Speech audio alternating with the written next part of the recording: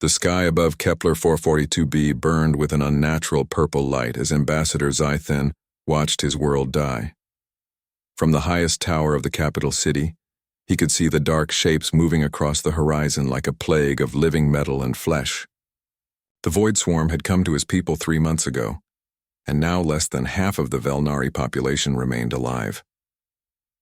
Zythen's hands shook as he activated the emergency broadcast system. His people had never asked for help from the galaxy before. The Velnari were peaceful beings who preferred art and science to war and conflict. They had always solved their problems through discussion and careful thought. But the creatures that now consumed their world did not listen to words or care about peace treaties. The broadcast chamber filled with the soft blue glow of the quantum transmitter.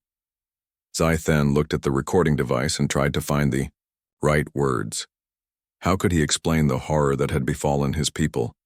How could he make the other species of the galaxy understand that the Void Swarm was not just another territorial dispute or resource conflict? To all civilized species of the Galactic Council, Zythen began, his voice steady despite the fear in his heart. This is Ambassador Zythen of the Velnari Republic on Kepler 442b. We face extinction from an enemy unlike anything our galaxy has seen before. The creatures we call the Void Swarm consume all organic life. They do not negotiate. They do not retreat. They simply devour everything in their path. He paused as another explosion shook the tower. Through the window he could see one of the outer districts being overrun by the writhing mass of biomechanical nightmares. The swarm creatures moved like insects, but were the size of buildings. Their bodies seemed to be part machine and part living tissue, constantly shifting and adapting to whatever they encountered. We have lost 17 of our 23 major cities, Zythen continued. Our military forces were completely overwhelmed within the first week. These creatures seem to feed on our technology and grow stronger with every battle. They capture our people alive and convert them into more of their kind. We estimate that we have perhaps days before our species ceases to exist. Far across the galaxy, in a sterile monitoring station orbiting Jupiter, Communications Officer Lisa Park sat. Up straight in her chair, the deep space array had picked up something unusual on the emergency frequencies. She adjusted her headset and ran the signal through the translation protocols. Captain Morrison, she called across the command deck. You need to hear this, Captain. Jake Morrison walked over to her station. He was a tall man with graying hair who had spent most of his career monitoring the quiet sectors of human space. Nothing exciting ever happened out here, which was exactly how most people liked it. What do you have, Park? Morrison asked. Emergency broadcast from the Kepler 442 system, Lisa replied. The translation software is having trouble with some of the concepts, but it sounds like they're under attack by something called the Void Swarm. Morrison frowned as he listened to the recording. The voice of the alien ambassador carried a desperation that needed no translation. Even through the electronic conversion, the fear was clear. How far is Kepler 442 from our position? Morrison asked. About 4 days at maximum warp, Lisa answered. Captain, there's something else. The computer has been cross-referencing this Void Swarm with our deep space reports. We've had 3 colonies in the Outer Rim go completely silent over the past year. No distress calls, no final transmissions, nothing. They just stopped communicating. Morrison felt a cold chill run down his spine. 3 human colonies had vanished, without explanation. The Space Command had assumed they were equipment failures or natural disasters, but now it seemed like something much worse might be responsible.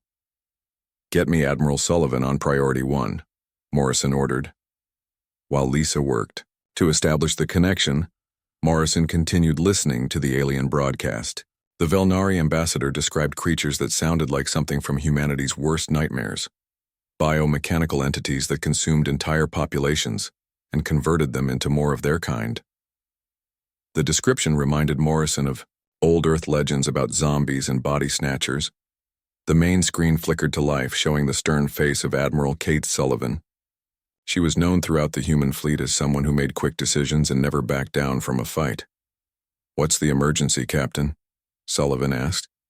Morrison quickly explained the situation. He transmitted the alien broadcast and the data about the missing human colonies. Admiral Sullivan listened without interruption, her expression growing darker with each detail. "How long would it take to get a fleet to Kepler 442? She asked. 4 days minimum, Morrison replied. "But Admiral, we don't have authorization from the Galactic Council to intervene in alien conflicts. The protocols clearly state that we need approval before entering another species' territory." Sullivan was quiet for a long moment. Morrison could see her weighing the political consequences against the moral imperative. The human government had worked hard to build relationships with the other galactic species. Acting without permission could damage those relationships for decades. "Captain," Sullivan finally said, "how many ships do we have in your sector?" 12 combat vessels and about 40 support ships," Morrison answered. "Prep them for immediate departure," Sullivan ordered. "I'll take responsibility for the political fallout. If these void swarm creatures are the same ones that hit our colonies, then this isn't just about helping aliens anymore. This is about protecting humanity." Morrison felt a surge of respect for his commanding officer. Admiral Sullivan was risking her career to do what she thought was right. It was exactly the kind of leadership that made him proud to serve in the human fleet. "Understood, Admiral," Morrison said. "We'll be ready to depart within 6 hours." As the transmission ended, Morrison turned to address his crew. Every person on the bridge had heard the conversation and understood what they were about to do. They were going to war against an unknown enemy to save a species they had never met. "Ladies and gentlemen," Morrison announced, "we're going to answer that plea for aid. I know this isn't what any of us signed up for when we took these peaceful, monitoring positions. But sometimes the universe calls on us to be more than we plan to be. Today we become the cavalry riding to the rescue." The crew began their preparations with quiet efficiency. They knew that in 4 days they would face something that had already destroyed multiple civilizations. But they also knew that turning away was not an option. The human spirit had never been good at abandoning those in need, even when the smart choice was to stay safe and let others handle the problem. As the fleet prepared to depart, Jake Morrison looked out at the stars and wondered what they would find at Kepler 442b. Whatever was waiting for them, he was certain of one thing. The Velnari had asked for help, and humanity was coming. The human fleet dropped out of warp at the edge of the Kepler 442 system and immediately went to battle stations. Commander Ryan Bell stood on the bridge of the UHS Defiance, staring at the main screen in disbelief.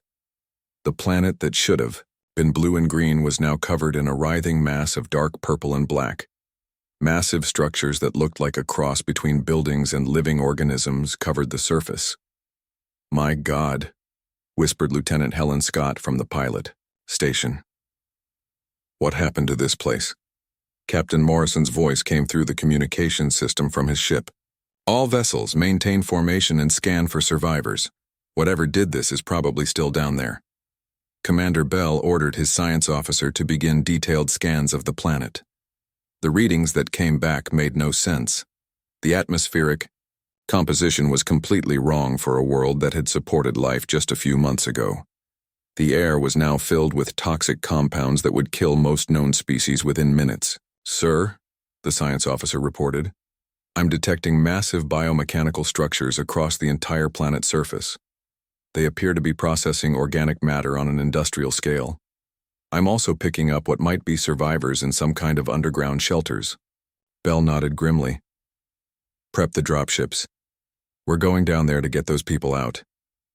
While the fleet organized rescue operations, Dr. Alex Chen was studying the data from the planet's surface. As the fleet's leading expert on alien biology, he was trying to understand what kind of creature could transform an entire world so quickly. The readings suggested that the attackers were not just destroying the planet, but actually converting it into something else entirely. "Captain Morrison," Dr. Chen called over the communication system, "I need to brief you on what we're dealing with here. These void swarm creatures appear to be some kind of hybrid organism, part biological, part mechanical, and completely unlike anything in our databases. They seem to consume organic matter and use it to build more of themselves and their structures." Morrison's voice crackled back. "How dangerous are they to human personnel?" "Unknown," Chen admitted. "But based on what they did to this planet, I recommend full environmental suits and heavy weapons for any ground teams. 20 minutes later, Captain Morrison was leading the first rescue mission to the planet's surface. The dropship descended through an atmosphere that looked more like soup than air. Strange spores and particles drifted past the windows, and Morrison could hear them hitting the hull like rain. The landing zone was in what had once been a park in the capital city. Now it was a twisted landscape of organic towers and mechanical structures that pulsed with their own internal light. The ground was covered in a thick purple substance that seemed to move on its own. "Stay close and watch each other's backs," Morrison ordered as his team stepped out of the dropship. "If these things can convert living beings into more of themselves, we can't afford to lose anyone." The team made their way toward the underground shelter where the scanners had detected life signs. Morrison was surprised by how easy it was to move through the hostile environment. The atmospheric readings showed toxic levels of several different chemicals, but his environmental suit was handling them without any problems. They found the entrance to the shelter hidden beneath what had once been a government building. The heavy doors were sealed shut, but Morrison's team cut through them with plasma torches. Inside, they found a group of about 30 alien survivors huddled in the darkness. The aliens were tall and thin, with pale blue skin and large, dark eyes. They looked at the human rescuers with a mixture of hope and terror. One of them, a female wearing what appeared to be medical robes, stepped forward to speak. "I am Nexara," she said in halting English. "Are you here to help us?" "Yes, ma'am," Morrison replied. "We're here to get you out of this place. My name is Captain Morrison, and these are my people. We received your distress call." Nexara's eyes went wide with surprise. "You came? But the council said it would take weeks to organize a response. How did you get here so quickly?" "We didn't wait for the council," Morrison explained. "When someone asks for help, we come. That's just what humans do." As Morrison's team began organizing the evacuation, Nexara watched them with growing amazement. The humans moved through the contaminated environment as if it posed no threat at all. When one of the team members removed his helmet to communicate better with the survivors, Nexara was shocked. "Wait," she said urgently. "You cannot breathe this air. It is poison. It will kill you within minutes." The human soldier, Sergeant Tony Garcia, just shrugged. "Ma'am, I've breathed worse air in the factories back home on Earth. This stuff isn't too bad once you get used to it." Nexara stared at him in disbelief. The atmospheric readings she had taken showed concentrations of toxic compounds that should have been lethal to any carbon-based life form. Yet this human was breathing it like it was nothing more than a mild inconvenience. Dr. Chen arrived with the second wave of rescue teams and immediately began examining the Velnari survivors. As he worked, he talked with Nexara about her people's biology and medical needs. What he learned made him realize just how different humans were from the rest of the galaxy. "Your people evolved on a very gentle world," Chen observed as he treated an injured Velnari child. "Clean air, stable climate, no major predators or environmental threats." "Yes," Nexara agreed. "Kepler 442b has always been a paradise. That is why the swarm's attack was so devastating. We had no experience with such horror." Chen nodded thoughtfully. "That explains a lot. My people come from a very different kind of world. Earth is what we call a Class 12 death world. Everything there is trying to kill you. The air, the water, the weather, the plants, the animals, even the bacteria. Humans evolved to survive in conditions that would kill most galactic species." Nexara looked at him with new understanding. "That is why you can function in this poisoned environment while my people cannot." "Exactly," Chen confirmed. "What seems like a toxic nightmare to you is just Tuesday afternoon to us." As the rescue operations continued, more human teams arrived. On the surface, they moved through the swarm-infected landscape with a confidence that amazed the Velnari survivors. When swarm creatures attacked the rescue sites, the humans fought them off with a brutal efficiency that was both inspiring and terrifying to watch. Nexara found herself assigned to work with Captain Morrison as they searched for more survivors. She watched him navigate through areas where the very ground would dissolve her people's equipment. The corrosive substances that leaked from the swarm structures had no effect on human gear, which seemed to be designed for far worse conditions. "Captain," she asked during a brief rest. "What kind of world could produce beings like you?" Morrison thought about the question for a moment. "Earth is not a kind place, Nexara. We have volcanoes that can destroy continents, storms that level, cities and oceans filled with creatures that could swallow ships whole. Our ancestors survived ice ages, plagues, and predators that hunted them for sport. We learned to be tough because our world demanded it. But you also learned to help others," Nexara observed. "You traveled across the galaxy to save people you had never met." Morrison smiled. "That's the other thing Earth taught us. When times are hard, people need to stick together. We learned that the only way to survive is to take care of each other, even when it costs us." As they prepared to evacuate the last group of survivors, alarms began sounding from the human ships in orbit. Commander Bell's voice came through Morrison's communicator with urgent news. "Captain, we've got multiple swarm vessels approaching from the outer system. They're big and they're moving fast. We estimate arrival in 3 hours." Morrison looked at Nexara and saw the fear return to her eyes. "Don't worry," he told her. Gently. "We didn't come all this way just to run at the first sign of trouble. We're going to make a stand here and give these swarm creatures something they've probably never faced before." "What is that?"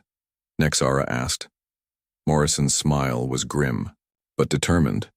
Angry humans who were tired of seeing good people get hurt by bullies. The swarm fleet emerged from the darkness between stars like a nightmare made manifest. 6 massive bioships, each one larger than a human city, moved toward Kepler 442b with predatory grace. Their hulls pulsed with veins of sickly light, and smaller creatures swarmed around them like antibodies protecting a diseased organism. Commander Bell watched the approaching enemy fleet from the bridge of the Defiance and felt his crew's tension. The human fleet was outnumbered and outgunned by any reasonable measure, but Bell had learned during his years in space that reasonable measures rarely applied when humans were involved. "All ships, battle formation Delta," Bell ordered. "Prepare for engagement. Remember, we're not just fighting for ourselves here. We're fighting for every innocent life these creatures have taken." Down on the planet's surface, Captain Morrison was coordinating the final evacuation when the first swarm dropships began landing. These smaller vessels disgorged creatures that defied easy description. They moved like spiders but were the size of tanks with limbs that could function as both weapons and tools. Their bodies were covered in a mixture of metallic plates and organic tissue that seemed to repair itself even as Morrison watched.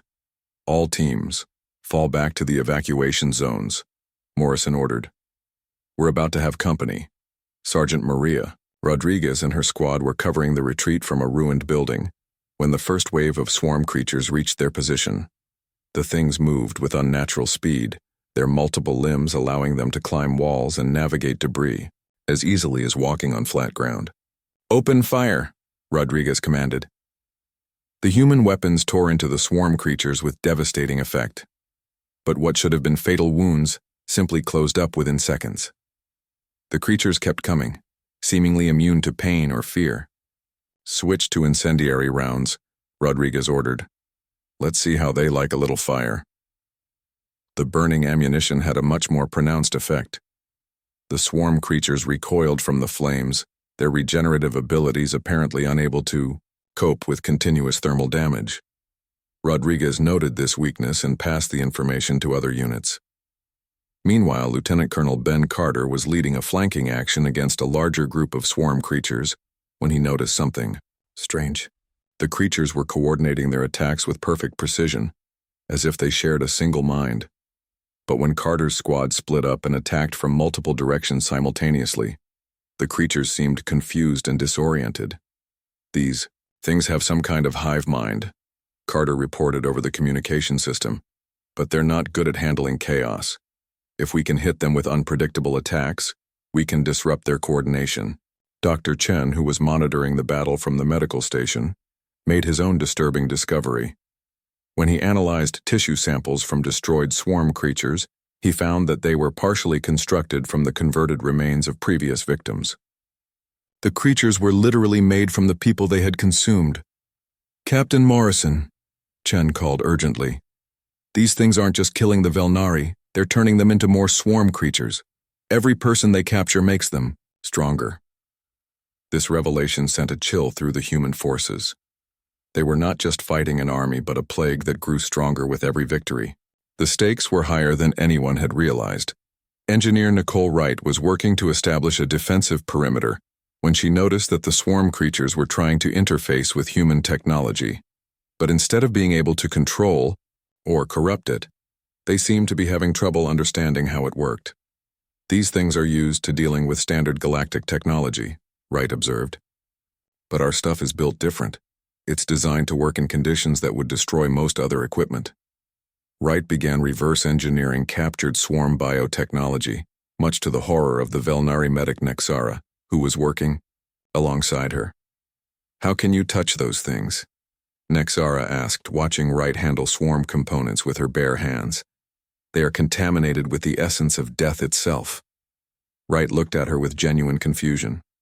"Ma'am, I've worked with worse stuff than this in the toxic waste dumps back home. At least this stuff doesn't glow green and try to eat through your shoes." As the battle raged on the surface, the space engagement was reaching its climax.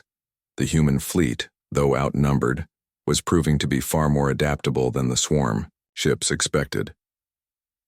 Pilot Commander Helen Scott led her fighter squadron through the gaps between the bioships, striking at vulnerable points that the alien designers had never considered protecting. "These ships are built for fighting standard galactic vessels," Scott reported as she dodged a bioplasma beam. "But they're not ready for the kind of crazy flying we learned dodging asteroids in the Sol system." The swarm bioships tried to respond, with swarms of smaller attack craft, but the human pilots simply flew through formations that should have been impossible to navigate. Years of training in Earth's chaotic weather patterns and asteroid fields had prepared them for three-dimensional combat that confused the hive-minded enemy. Commander Bell coordinated the fleet's attacks with a combination of tactical brilliance and pure human stubbornness. When the swarm ships tried to overwhelm individual human vessels, Bell ordered ramming attacks that caught the alien commanders completely off guard. "Sir," his tactical officer reported, "the lead bioship is trying to establish some kind of mental link with our crew. It's broadcasting psychic attacks designed to cause despair and surrender." Bell felt the alien influence trying to creep into his mind, showing him visions of humanity's inevitable defeat and the futility of resistance. But instead of despair, the attack only made him angry. "Tell that thing," Bell said grimly, "that humans don't surrender. We get even." The psychic attacks that had broken the will of dozens of other species only served to enrage the human crews. Instead of giving up, they fought harder, driven by a spite that the swarm hive mind could not comprehend. The alien collective consciousness had never encountered a species that responded to hopelessness with stubborn determination. Back on the surface, Captain Morrison was leading the final push to secure the evacuation sites when he encountered something that changed everything. In the ruins of what had once been a Velnari cultural center, he found a partially converted victim. The person was still partly Velnari but was already showing signs of swarm transformation. Instead of being horrified, Morrison felt a cold rage building in his chest. The swarm was not just killing people but stealing their very identity and turning them into weapons against their own kind. It was a violation of everything Morrison believed in. "All units, new priority," Morrison announced. "We're not just evacuating anymore. We're taking this planet back." Nexara, who was working alongside Morrison, stared at him in amazement. "Captain, that is impossible. The swarm has consumed too much of our world. It cannot be undone." Morrison looked at her with the kind of determination that had carried humanity from the caves of Earth to the stars. "Ma'am, my people have a saying. Never tell a human something is impossible. We take that as a personal challenge." As the human forces regrouped for their counterattack, the swarm collective began to realize that it had encountered something unprecedented. These creatures from the death world called Earth did not behave like any other species the swarm had consumed. They did not break under pressure, they did not surrender when outnumbered, and they seemed to actually get stronger when facing impossible odds. For the first time in the swarm's existence, doubt began to creep into the collective consciousness. They had faced thousands of species across the galaxy, but never anything like humanity.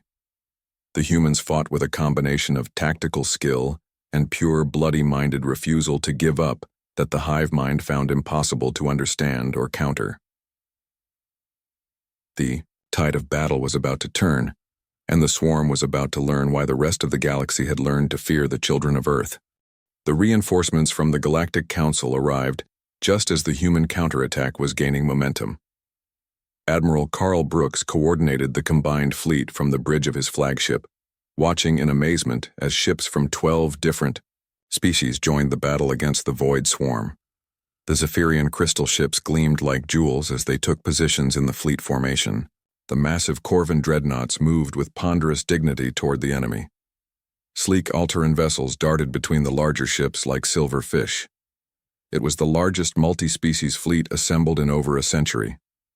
But within an hour of engagement, it became clear that the other species were not prepared for this kind of warfare.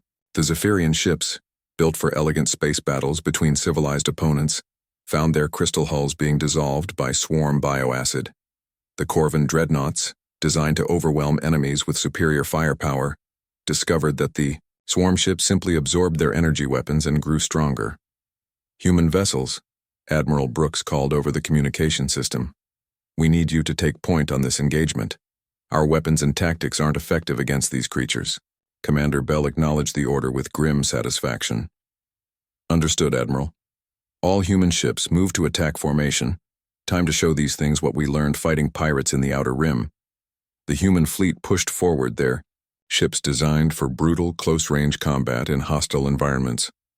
While the other galactic species preferred to fight at safe distances with precise, elegant weapons, humans had developed a preference for getting close and hitting hard. Down, on the planet's surface, the situation was equally telling. The Alteran ground forces, equipped with sophisticated energy shields and precision weapons, found themselves completely overwhelmed when swarm creatures simply ignored their defensive systems and tore through their lines with raw physical force. Captain Morrison watched a squad of Alteran soldiers retreat in panic as swarm creatures swarmed their position. Rodriguez, he called to his sergeant, take your squad and cover their withdrawal. Sergeant Rodriguez and her human soldiers moved forward into the chaos without hesitation. Unlike the other galactic species, humans had learned warfare in environments where retreat meant death. They stood their ground against creatures that sent other species fleeing in terror. The difference was immediately apparent to Nexara, who was coordinating medical support for the combined forces. She watched human soldiers advance into situations that would be considered suicidal by galactic standards, not because they were reckless, but because they had calculated that aggressive action was the best chance for survival. How do they do it? Asked Dr. Vextar, a Corvan military physician who was working alongside Nexara. My species has been warriors for 10,000 years, but we have never seen anything like this. Nexara had been observing the humans for days now and was beginning to understand. They come from a world that tried to kill them every day for millions of years, she explained. They learned that sometimes the only way to survive is to attack the thing that is trying to destroy you. Engineer Nicole Wright was proving this, point by leading a team to capture and reverse engineer swarm technology. While other species recoiled from the biomechanical horrors, Wright and her team treated them like particularly challenging technical problems. The key is not to think of them as living creatures, Wright explained to a group of Zephyrian engineers who were too frightened to approach the swarm components. Think of them as really nasty machines that happen to be made of meat and metal. Once you get past the psychological factor, they're just another engineering challenge. The Zephyrian engineers watched in fascination and horror as Wright calmly dismantled swarm biotechnology with tools that would have contaminated most galactic equipment. Human engineering tools, designed to work in the corrosive environments of Earth's industrial zones, handled swarm contamination without any problems. Lieutenant Colonel Ben Carter was discovering that human psychological warfare was equally effective. Against the swarm, the hive mind that connected all swarm creatures was efficient but inflexible. When Carter's forces began using unpredictable tactics and deliberately chaotic attack patterns, the swarm's coordination began to break down. They think like a machine, Carter explained to a Corvan general who was struggling to understand human Tactics.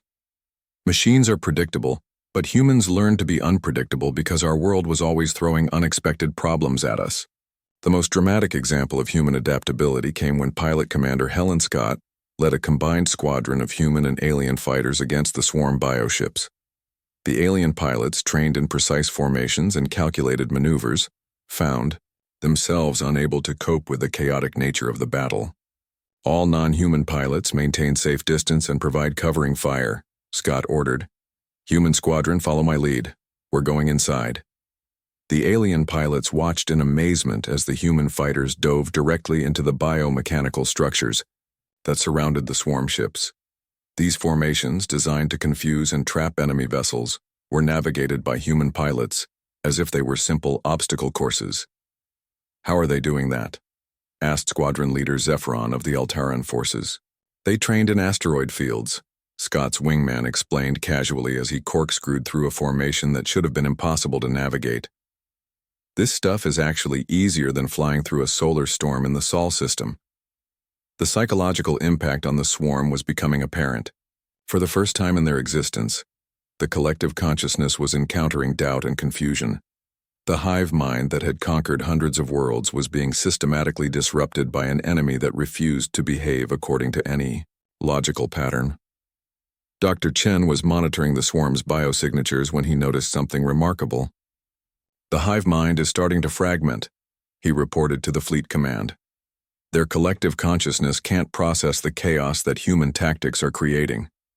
This discovery led to a new strategy. Admiral Brooks coordinated the combined fleet to maximize the confusion factor. While alien ships provided steady, predictable pressure on swarm positions, human forces struck at random targets with seemingly irrational tactics. The effect was devastating. Swarm creatures that had operated with perfect coordination began making mistakes. Bioships that had functioned as single organisms started showing signs of internal conflict. The hive mind that was their greatest strength was becoming a weakness when faced with an enemy it could not understand. Nexara was treating wounded from all species when she made an observation that changed her understanding of humanity forever. She watched a human soldier named Private Danny Kim voluntarily expose himself to swarm bioweapons to rescue a wounded Corvan warrior he had never met before. "Why did you do that?" she asked Kim as she treated his injuries. "You could have been killed or worse, converted into one of them." Kim looked at her as if the question made no sense. "Ma'am, he was in trouble and needed help. That's what you do." This simple statement revealed something profound about human nature that the rest of the galaxy had never understood. Humans did not help others because of complex political calculations or species loyalty. They helped because it was the right thing to do, even when it cost them. As the battle continued, this human characteristic began to inspire the other species. Corvan warriors started taking risks to protect Altaran soldiers. Zephyrian engineers began working directly with contaminated swarm technology. The combined fleet was becoming more than the sum of its parts, united by the human example of selfless determination. The swarm, adapted to fighting species that calculated odds and preserved themselves above all else, found itself completely unprepared for an enemy that would sacrifice everything to protect others. The hive mind could not comprehend a species that grew stronger through cooperation rather than domination. As the fourth day of battle dawned, it was clear that the tide had turned. The humans had not just brought superior tactics and technology to the fight. They had brought something far more dangerous to the swarm: hope, courage, and the absolute refusal to give up on innocent life. The final assault on the swarm mothership began at dawn on the fifth day. The massive bio-vessel hung in orbit above Kepler 442b like a cancer against the stars, its hull pulsing with malevolent life. Captain Morrison stood in the boarding craft, alongside Commander Bell and a mixed team of human and alien volunteers, knowing that this mission would determine the fate of not just the Velnari, but potentially every species in the galaxy. "Remember," Morrison addressed the team, "this thing is designed to break the will of anyone who enters it. It will show you your worst fears and try to convince you that resistance is hopeless. Do not listen to it. Focus on the mission and trust the person next to you." Nexara checked her equipment one final time. Against all logic, she had volunteered for this mission. As a healer, she should have stayed safely behind the lines, but she had seen what humans were capable of, and she refused to let them face this horror alone.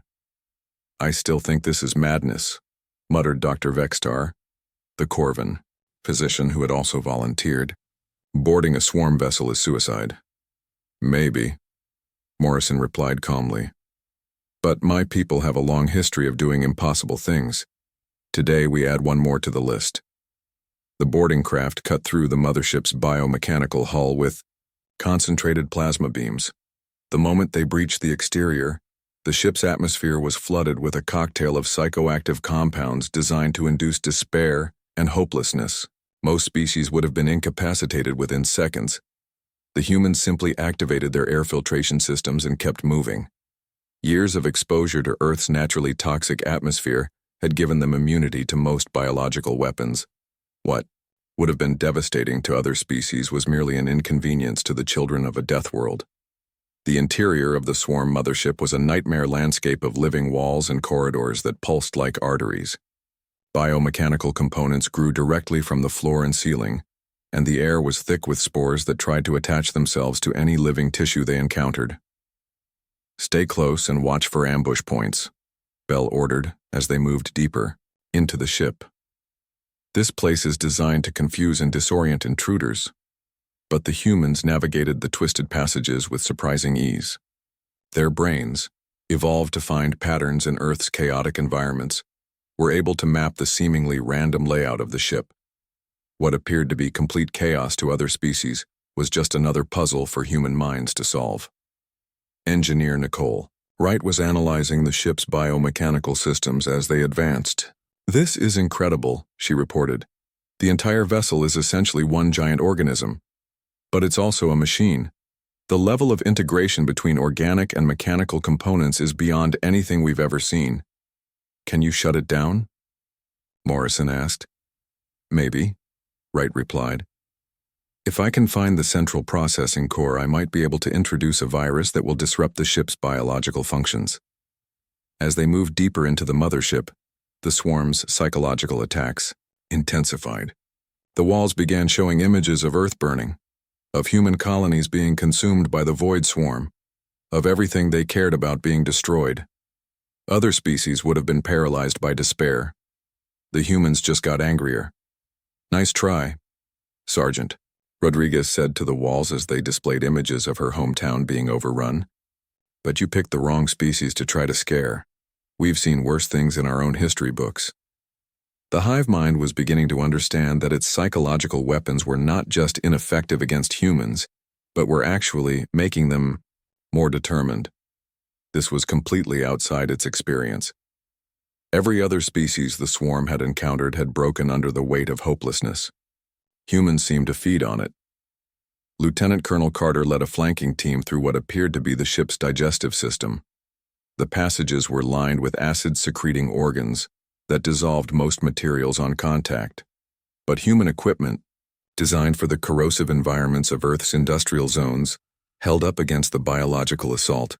"This is like walking through the inside of a stomach," observed Dr. Vextar, his protective suit showing signs of damage from the acidic environment. "I've worked in worse places," replied Private Kim, whose gear showed no signs of deterioration. "The chemical plants on Mars make this look like a vacation resort." The team reached the central core just as the ship's defenses reached their peak intensity. The core chamber was a vast space filled with pulsing organic computers and biomechanical processors. At the center stood something that might have once been a living being, but was now so integrated with the ship's systems that it was impossible to tell where the creature ended and the machine began. The entity spoke without moving its mouth, its voice echoing directly in their minds. "You have come far, children of the poisoned world, but you cannot stop what has already begun. The conversion of your galaxy is inevitable. Your species will join us, as all others have." Morrison stepped forward, feeling the full weight of the creature's psychic assault. "You're wrong about us. We don't join things like you, we fight them." The entity's laugh was like the sound of breaking glass. "You think your primitive aggression makes you special? We have consumed species that could shatter stars. Your violence is nothing compared to the forces we have absorbed. You still don't get it, Morrison said, raising his weapon. It's not about violence. It's about choice. And we choose to stand between you and innocent people, no matter what it costs us. Engineer Wright had been working frantically on the biomechanical interfaces while the entity was distracted. Captain, she called out, I found the central nervous system, but someone needs to maintain a direct interface connection while I upload the virus. It'll be a one-way trip. Without hesitation, Morrison stepped toward the interface. I'll do it. No, Nexara said firmly, moving to stand beside him. We'll do it together. My people's biotechnology can help bridge the gap between your systems and theirs. The entity realized what they were planning and launched a final, desperate assault on their minds. It showed them visions of failure, of their loved ones dying, of their entire species being consumed by the swarm. But instead of breaking their resolve, the attack only strengthened their determination. Working together, Morrison and Nexara established the connection while Wright uploaded the virus. The entity screamed as its consciousness was invaded by chaotic human thought patterns and Velnari healing algorithms working in perfect harmony. The ordered structure of the hive mind began to collapse under the assault. As the ship's systems began shutting down, Morrison felt his strength fading. The interface was draining his life force to power the viral attack, but he held on, knowing that every second gave the virus more time to spread through the swarm network. Captain, Nexara said urgently, I can stabilize you with my people's biotechnology, but you have to trust me completely. Morrison nodded weakly. Do it. Nexara began a procedure that would have been impossible for any other species. Using her people's advanced understanding of biological systems, she created a temporary symbiosis that allowed Morrison to survive the interface connection while maintaining the viral upload. The entity's screams reached a crescendo as the virus spread through the entire swarm fleet. One by one, the bioships began shutting down, their hive mind connections severed. The collective consciousness that had terrorized the galaxy for so long was finally fragmenting. As the mothership died around them, the boarding team made their escape. Behind them, the greatest threat the galaxy had ever known was collapsing into disconnected, harmless fragments. In orbit above Kepler 442b, Admiral Brooks coordinated the final stages of the battle. The remaining swarm vessels, cut off from their hive mind, were being systematically disabled by the combined fleet. For the first time in months, the planet's sky was free of the purple glow of swarm bioships. 3 weeks later, Ambassador Zai Then stood before the Galactic Council to make a formal request. Around him sat representatives of dozens of species, all of whom had heard the stories of humanity's intervention at Kepler 442b. Honored representatives, Zai Then began, my people owe our continued existence to the species known as humanity. But this request is not about gratitude. It is about necessity. The humans have proven themselves to be the galaxy's most effective defenders against threats like the Void Swarm. He gestured to a display showing the rebuilt Velnari settlements, where humans and Velnari worked side by side to restore their world. I formally request that humanity be granted not junior membership in this council, but full partnership as our primary defense force. The vote was unanimous. Captain Morrison stood on the observation deck of the new human Velnari joint station, watching ships from dozens of species coming and going. Dr. Chen joined him, carrying a report on the ongoing integration efforts. How are the other species adapting to working with us? Morrison asked. Better than expected, Chen replied. Turns out that once you get past the initial fear, most species find humans surprisingly easy to work with. We're direct, honest, and we keep our promises. Morrison smiled as he watched a group of human children playing with young Velnari in the station's park. Think we can keep the peace? For a while, Chen said, but you know what's going to happen eventually. Someone else is going to threaten innocent people somewhere in the galaxy.